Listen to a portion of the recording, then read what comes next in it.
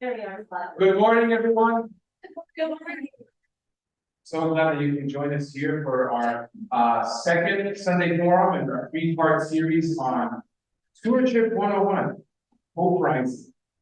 And we're so glad that Reverend Dr. Pastor Jennifer Hope-Tringali can be here helping lead this class this morning. I will help lead the second part of the class, but without further ado, I'm going to let Jennifer take it over. Jennifer. So actually, I'm just facilitating your work today. Little did you know, but we open this morning. I know there's a lot of papers on your chair. One of the things that I really like to do and that I talk a lot with both youth and adults is what is important, and then to you, like what are your values? What are your things that just your essence jumps with joy or sadness or irritation when it's not there? What are the things that drive you? What are your values? And then the question is, how is your time and your talents and where you spend your money attached to that value? So often, particularly when talking to teenagers, it's interesting because there might be a value of they value maybe let's see. One of the things might be community that's valued. And then we'll ask, well, how do you spend your time? Do you spend your time showing that value community or evidencing? How much of your time do you spend with that value? And some of the teams will be like, oh, I'm spending a lot of time on video games, which actually is not, or maybe it's video games, but it's with the community playing video games, right? So there's a difference. One is more internal and one is really within that value. So it's kind of this self-evaluation kind of bit is, what do we say is important to us? And then do our actions match what we say is important to us? So the way that I like to talk about this or facilitate this, and I know there are a lot, so you'll see on this one paper, a list of values. There are a lot of choices. There probably are too many choices, but this is to spark your thinking about what are your top values. So what I want you to do is look at this list of values and see if you can find your top 10 values.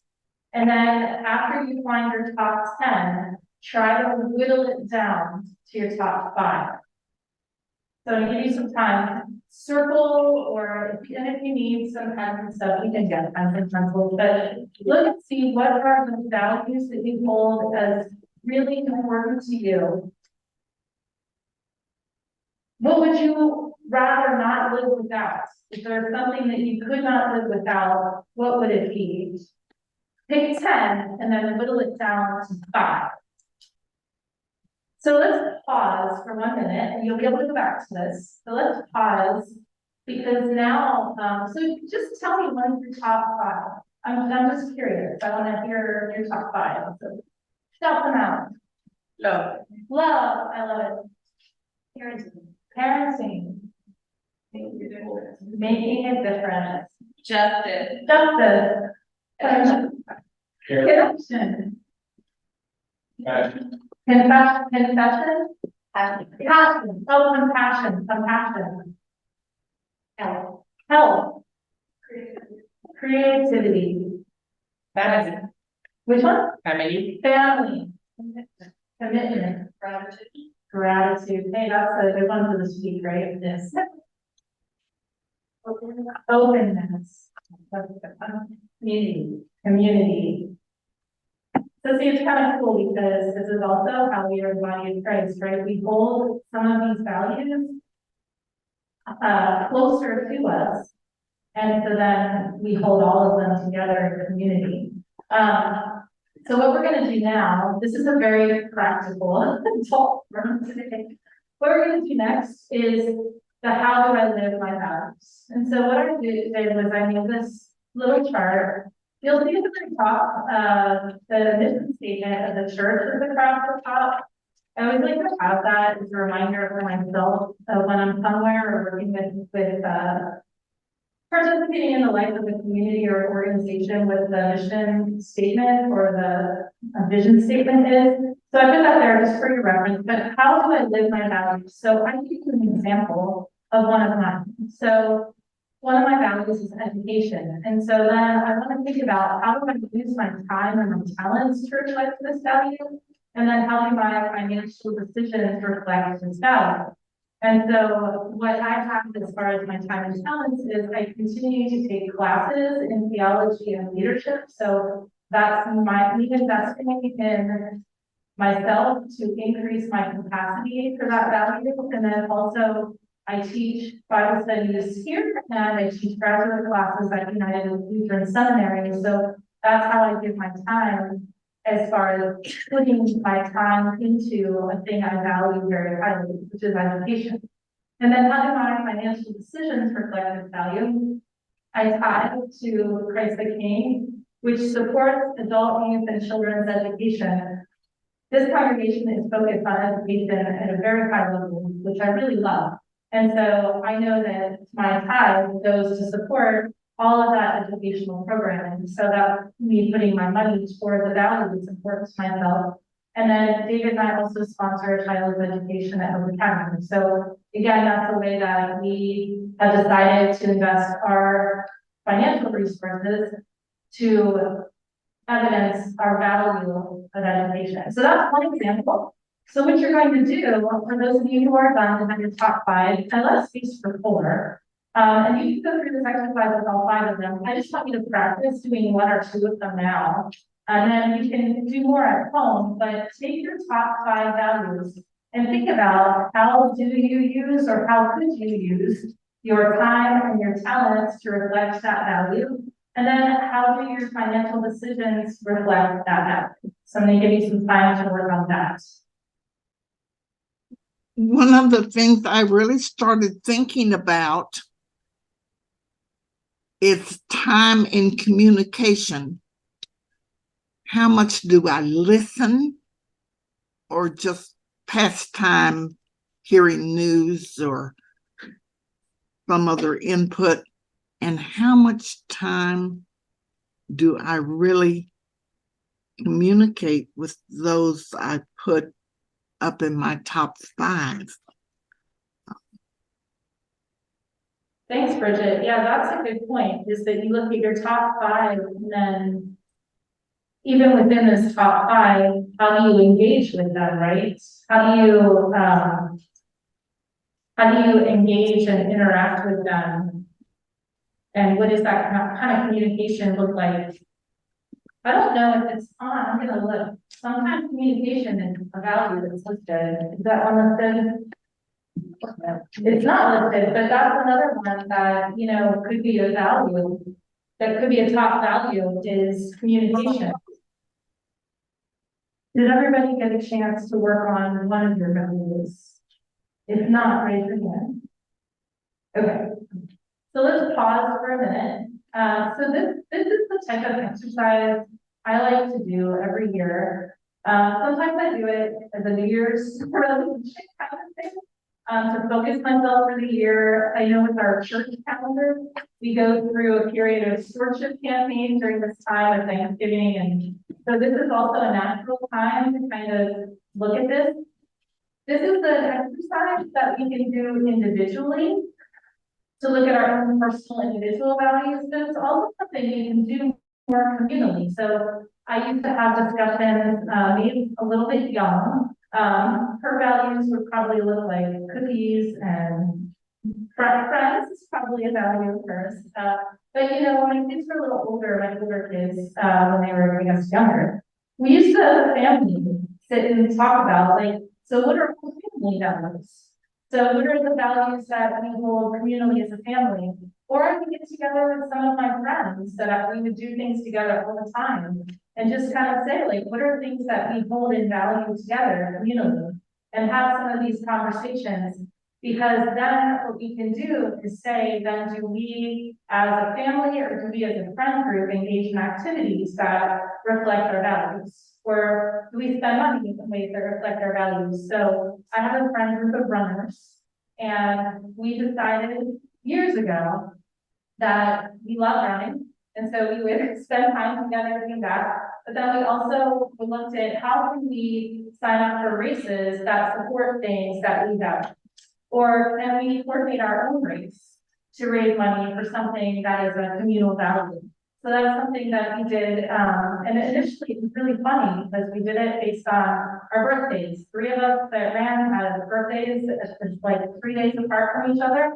So we created a birthday running bash and collected items that an organization needed. So something very simple, right? That it reflected our values and our common passion for running. So I wanted to bring this idea in right now with Tracy King. I know we're going through a stewardship campaign and talking about time and talents, and Pastor Sterryville was talking more specifically about the booklet that we have that's an ever-growing being. It's of different types of ways that people can use their time and talent here within the church community and in interaction with the community around us. And then also, we've been talking a lot about pledge cards and what are we going to be doing as a church in the next year? And so how do we match our values and what's important to us with what our money is being put into? So this is one tool that we can use. I'm curious if anybody would be willing to share one of the values that they kind of worked through on this chart. Would anybody be willing to share an example? And I might hand you the microphone just because I know they're recording and it's hard to hear without the microphone. I'll give it a shot. Thanks, Oliver. This chart's full. Wow. I was just thinking about initiative, and Pastor Sergio asked me if I would help schedule the temple talks this month. And it's kind of awkward going into somebody that you don't know very well and saying, "Hey, would you please share something really personal?" However many people show up for the service that you're considering, talking to. But when you sort of force or engage someone on it, it's scary on both sides. But you can find a friend on the other end of it, and there's usually a common bond that gets created afterwards. For example, we asked Emily Weinstead to speak last week. She did a great job, and I just texted her afterwards and said, while I wasn't there, I watched the recording and it was phenomenal. I was also scared being up there at the 8:30 service. But together we did that, and then she responded back immediately saying, "Hey, I was scared too, but this was great, and I'm glad I did it." So I think my initiative is, or my value is initiative, and kind of leaning into that, and then finding others and contributing to them as well. I guess the other way I think about that is clients of mine have special interests. They have charities that they're a part of. They're showing that they trust me. And the least I can do is if I've got something left to give this year. Supporting them and lifting them up is a way to do that too. Yeah. Thanks, Scott. And that value is one that's sometimes hard to talk about. That initiative, like what does that mean practically? So that was a great example of how you take that value and practically look at it. So thanks. Piggybacking on David, this morning I received a call from Lisa Miller. We will not see her today. She doesn't know whether it's a cold or what, but she reached out to share with me, find out, Bridget, how Maureen Lamson's doing, because she wasn't feeling well last week. And I thought, my reach is, my vision is greater than my bodily reach these days. But I just thought, oh, what a valuable person Lisa Miller is in my life, that she would reach out to share her own day and think of someone else in our community. And that's why I'm so glad Cheryl, or that they put the daily prayer list post for us on our computers. That's time well spent, friends. Yeah, thanks, Bridget. I think that I'm hearing the value of, somebody said here, to connection. This is kind of the value of connection, and then how can it practically play out? It can play out in noticing somebody's not feeling well and connecting with them to check on them. In the praying on the prayer list, that's a very practical way that value can be lifted up. Any others that are willing to share? Yeah, Judith? So I'm going to talk about connection also. I have a new business because of connection, a new partnership that started to kind of a big deal. And I'm now CEO of a new business because of connection. And I was led to start a community where we come together and share our heart's desires and our deepest desires and the things that we want to have happen in our life. And we basically, in religious terms, you could say that it's like a prayer circle on steroids. In spirituality type of terms, we're doing co-creating and co-manifesting for each other. And because of this, it's mushrooming quickly. So we're creating a huge community for people who don't have this type of an outlet.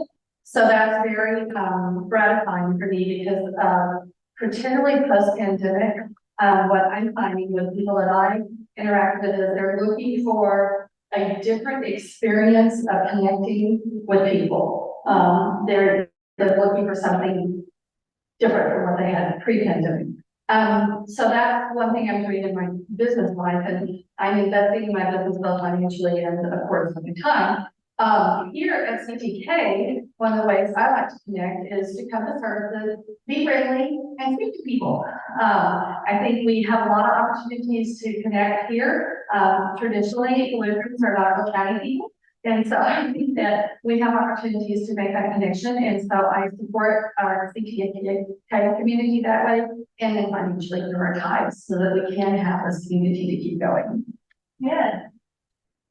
Thank you. That's great. And some of those connections, you know, the thing that I think is so important for us in the church is to connect our tithes with what is happening based on the values. So when you said that, I'm thinking of the different events we have that are connecting events, the different ways we connect with people online, all of the touch points we try to have with people, whether it's in sickness or whether it's just concern. So I think it's really important for us to be able to connect that and speak about it. I'm thinking of Blues Brews and the good news too. Like, yeah, so I'm thinking of all kinds of connecting through music. And so these are ways that the tithe and the money from the tithe is used to connect to connect with connection. This is great. Well, I don't want to take too much more time because I know you want to talk about the book list. So I'm going to pass this over to Pastor Jennifer. Thank you, Pastor Jennifer. Well, if y'all, in your handouts, to be honest, there's this booklet, 2023-2024 Opportunities to Engage. One thing to note, I think if you were at the festival, you've read this, but if you weren't at the Christ Festival, we want to thank Rachel McWhorter, who's right here, for the wonderful logo that she made. I contribute here with creativity being on my list is graphic design and things here. So there's always ways you can find to contribute. So if you go to page 3, you'll notice that it's called involvement cross-reference. So here's an easy way to understand this booklet. This booklet is best kind of filled out after you've done this kind of values exercise, right? You determine what values you like, how would you like to express it, and then from there you take your booklet here and you find out, all right, if I value education, and I want to value education at Christ by what? By either giving of my treasure, or for example, there's a speaker, or if I'm someone who I really like to plan out educational opportunities, then you can go right into here, and there's a whole listing of potential things that you can do with your, with not only your time, talent, and treasures, but with your own values, how you can live it out. So, easiest way to understand this booklet is really through these 5 different categories. So the first category is worship and music.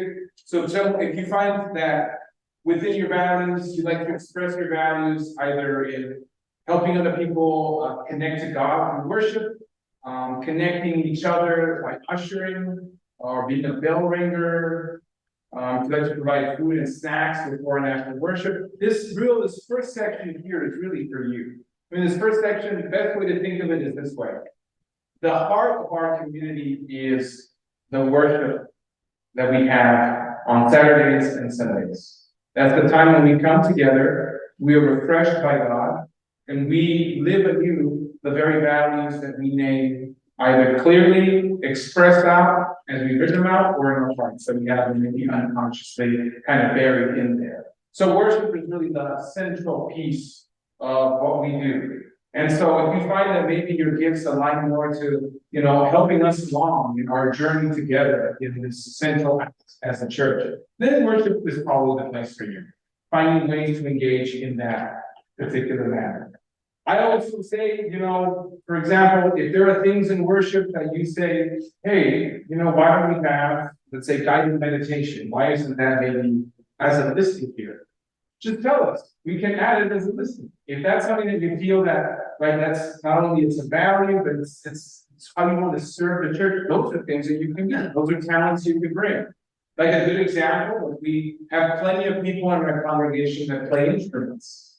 And now we're saying, hey, if we have a lot of people that play instruments, wouldn't it be great if on a Sunday morning, maybe, we may have a motet, maybe we have a musical offering from time to time. And we can hear and we can see and we can visually rejoice with all the different values and gifts that we have with different friends and family members and members of our congregation.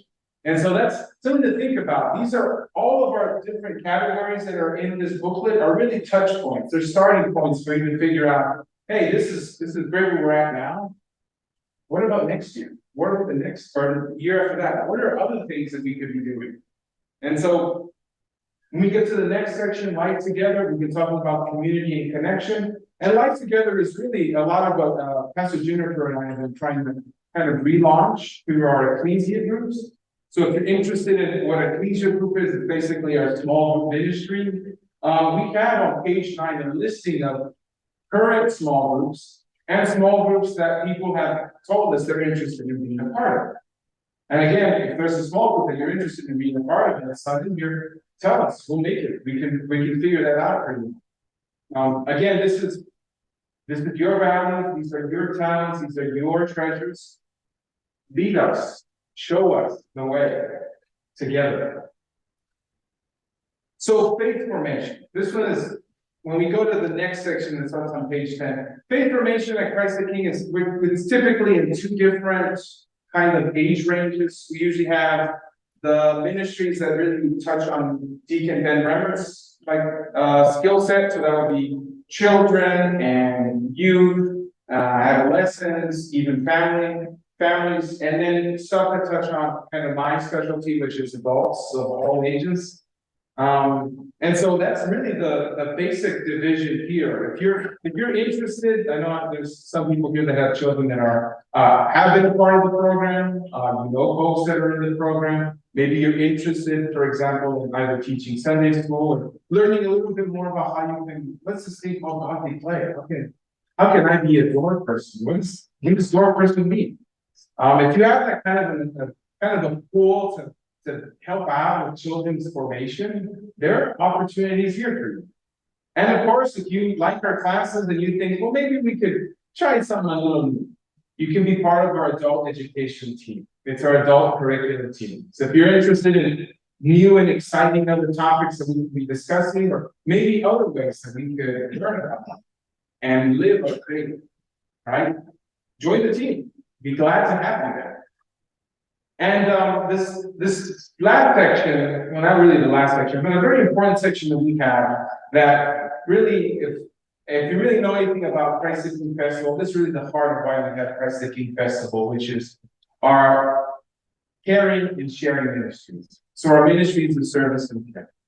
As we do every time we have our annual Christ the King Fest, it's really a draw awareness that we have a congregation that not only is connected, but that we are really a community that is socially conscious, a community that is socially concerned about the needs of people beyond the four walls of this parish. And so from pages 13 through really page 17, you'll see various different service and care organizations. So we at Christ the King divide this section into service and care. So service is outreach, a service to the community outside of our four walls. And the caring piece is really how do we care for each other in many and various ways. If there's someone sick or someone who has just given birth, we have a particular meal team that helps prepare meals for individuals. We also have, for example, if you're going through grief, you've lost someone, or someone else in your family has died, or you've experienced some kind of loss in terms of your employment or a change in the status. We have bereavement groups, and we have people that will be willing to listen and to talk through you in this grieving process. So that's kind of like a bit of a gist of what is the caring ministries of this church. And I don't know if you ever had a chance, if you go to our name and you get pretty cold, there's these wonderful shawls you can wear. Those are knitted by our wonderful prayer shawl team. And our prayer shawl team is really a small group of 4 women who on Wednesdays, they meet up in the 3rd floor, they knit different kinds of prayer shawls for various reasons. They have scheduled projects. They have something called the Lions Project right now. It's a project where they're able to provide not only little toys that they pick up from time to time, but also knit little, kind of baby blankets for at-risk youth and children. And also, if we have members of our church that are sick or in need of care, we have prayer shawls that will be available for them. And so that's kind of like a little snapshot of what our caring ministries are like. Now, our service ministries, there's a huge list, folks. We are such an engaged congregation. That's something to be proud of. And so, if you'll notice right over there, and I'll show this to you as you leave, there is the wishing wall. It's a wall of all the different service organizations that we support here at Christ the King. And there's just a snapshot on page 13 and really on page 15 about which of the ministries we support.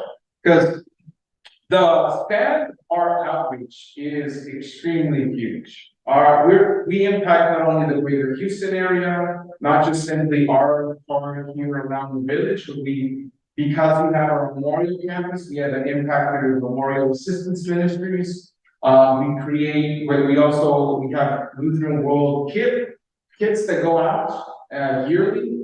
We have seafarer shoe boxes that we give out to all the different individuals that are here in the port of Houston. When they don't have family to go to in the holidays, they have these shoe bearer boxes that are kind of a memento of we're thinking of you during these holidays. And then we have our global connections. If you've been, an active participant up to this point in our Sunday forums, we have global connections everywhere, in Africa, in South America, in Europe, and we're continuing to grow our global connections. So as you know, we have a relationship with the Lutheran Church in the Central African Republic. Veronique Everhart just came back from that trip, actually. Hopefully we can see her soon. She comes back from her little stint in Europe. I know Bishop Mike has just come back. I missed our Synod Council meeting yesterday, but he was there and present. We have some good news to share with us. As you know, at the beginning of November, we had Bishop Ophelia from the Lutheran Church in Peru. We support 4 congregations in the city of Trujillo. As you know, we also have a long-standing relationship in Leipzig, Germany. And as well, we are currently, we have Rachel McWhirter, who's going to be going to Tanzania in January. And we have a wonderful connection with Tree Purple in Guatemala. And so we're hoping that and one more thing, I forgot, Mexico City, right, my heart. Mexico City, and I had the wonderful opportunity, during my vacation, to go and meet with, the Reverend Dr. David Brondos in Mexico City and worship with, in Buen Pastor Lutheran Church. It was a very intimate setting, a very great setting. It's a continued relationship, and we're strengthening year in and year out. And so there's all these different opportunities that are here, but as I say, if there's any other needs that arise in Houston, there's always needs. This is one of the fastest growing cities in the country. Again, where are your values? Where's God pulling? Where do you feel that, are there other needs that we should be considering, right? Bring them to not just into me or to our service and care committee, but talk about it, spread the word. There's always new and exciting ways that we can make an impact in our local community. And the last section, we all love committees. We all love serving on committees. I know, I'm just kidding. Committees are great. We have a listing of committees. If you're interested in really the ins and outs and the governance of our congregation, there are many various committees that you can be a part of. And again, this is more than anything else, this is where I think really going through the values exercise, determining what your values are, how to express your values, there really will give clarity in terms of, I think my gifts would best be served in helping govern issues of music and worship, or our stewardship, or things relating to adult education, or things relating to anti-justice, anti-racist behavior, and anti-racist education. So there's all these different ways that you can even engage in the governing structures of our congregation, if you feel so called to do so. And so this is really the opportunities that we have to engage for this year. As I've said, not exhaustive. If you feel that there are other things we could be doing, or maybe another way to, how can we get people to see the connection between values and the activities we have here? Let us know. Let not just myself know, let Aaron Seaberg know, because he is the chair of the Stewardship Committee. Let myself know, and Justin Stephen, we're in charge of service and care. Let all of us know how best that we can serve you, and how best that maybe we can get you and other people engaged in the life of this church. Any questions? Yes, Janice. Here you go, Janice. Okay, I'm coming in late, but, okay, ecclesia groups on page 9. Yes. Is that considered the only ones, or does all the groups listed page 5 through 20, are they? Yeah. That's an excellent point. Are you want to talk about that? Yeah, so here's short answer is yes. Yes. So yes, in this way. So this is every group that we have listed here, that starting on page 5 and on, could be considered a small, right? Not that's to say that, good example, if you go to the Houston Food Bank, right? It is a spiritual house. It is something that nurtures not only the bodies and the hearts and the souls of people, but it nurtures your own soul. And you do that together, and it's an active way of expressing your faith. That is technically a small group, and that's technically a way that we can nurture our own spirituality. And so the groups that we have listed these are ones that are specifically singled out as a little more spiritually focused, but then in particular, how can we name the different components of spirituality? So a good example is justice and community. So that's like, well, how do we nurture spirituality? Well, we can nurture it by doing just acts in the community. Or a good example, 247, empty nester group. It could be that there's a moment in our lives where we need to feel connected to people that are experiencing the same things that we're experiencing. So, for example, empty nesters, there are people that have had children, right, and their children have either gone off because they've gone to college or they've gone to the military or any other. They're no longer parents with their children at all. And so they might feel that their spirituality is best nurtured at this time by engaging with other individuals or couples that are experiencing the same thing. So that to say, that is not every experience that we can have. And so if there's other groups, if there's other interests, or there's other experiences that we should be attending to, let us know. We can always add them to the list here. Let me say something about ecclesia. Yes. So one of the big reasons we're trying to focus on ecclesia groups is really more of a logistical, practical matter. In that Pastor Sergio and I in the new year want to have a point person for each of these small groups that we will be communicating with and gathering so that we can really be able to nurture and pass along resources that will increase engagement and spirituality. My goal is for the entire congregation. So it's how do I get the touch point with each member of the congregation? So one of the groups I'm thinking of is Culture Guild, for example. They do a lot, within their group, and get to know each other, and they are working in small groups. But I want to then say, let's designate they are an ecclesia group, because then I can work with a point person, or Pastor Sarah can work with a point person, and have these touch points each couple months where we're passing along a resource that can be given to all the people of that group that they can check in with each other on to help nurture spirituality and to nurture a greater connection with God and each other. So I'm looking at those as a very practical way to try to get to every member. So, I would love if every member is a member of some small group, and that group identifies themselves as with a point person that we can communicate with.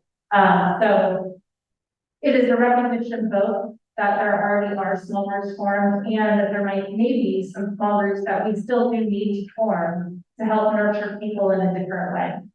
There's a both and. Pretty different. The both and. Does that make sense? Yeah. Others? Any other comments? Those are great questions. And then, I'm not sure, I haven't been to a new member class in quite a few years.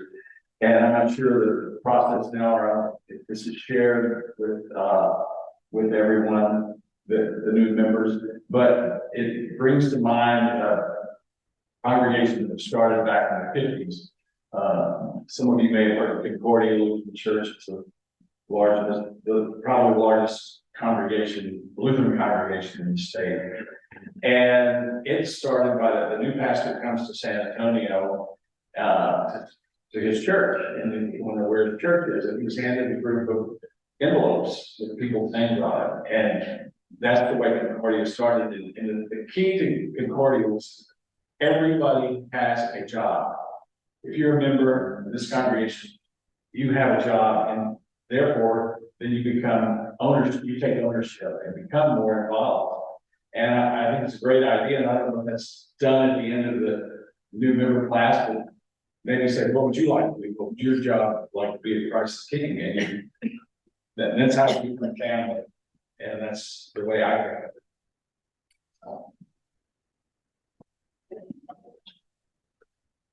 Sure, thanks for that perspective. We just finished 3 new member classes the last few months, and at the very last class, Pastor Sergio handed all of them this time and talent book, and we talked about what membership means, as defined by our Constitution, and then also about the stewardship campaign and asking people to contribute their time, talents, and resources. So that's part of that is part of the new member classes. So I would say we're learning and tweaking and just continuing. So look for new member classes in the spring as well. And we are inviting anybody to come to them. So if there are any members who are just like, this would be a fun thing to go to once a month, you really get to meet new people. And we had a very lovely time each time we met, and people really got to know each other a little bit as well. So it was lovely, but yeah.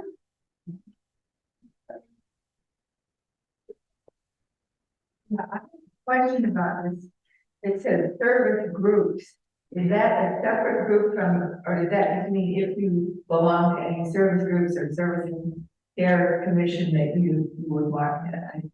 Yeah, that's a good question too. Yeah. That's under the ecclesia group. That's us recognizing that those service and care groups are really small groups. So I would love for you to mark that also. And if you even can write on the form next to it, which service group. Because what I'm trying to identify, being a newer member of the congregation, is who's involved in these groups. And rather than going to every group and saying, and you know, some people are there this week, but not this week. I want people to self-identify what groups they're in, and then I'll be able to know if people are connecting and how I can pass along and how we can create resources. So I would say, yes, if you are part of a service group, mark that as far as the ecclesia group, and then which one it is. That's a great question. Any other comments, questions, concerns? These are great. These are great questions.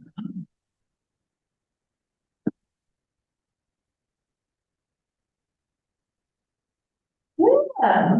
Well, if not, we thank you for your time this morning, for our second, class on stewardship, and we hope you can join us next week with, Mr. Dan Zorn, as he leads us in, our final of our three, stewardship discussions. The last one will be on how does our stewardship align with our strategic plan? So we hope that you can join us here next week, same time, same place, and we'll see you in worship.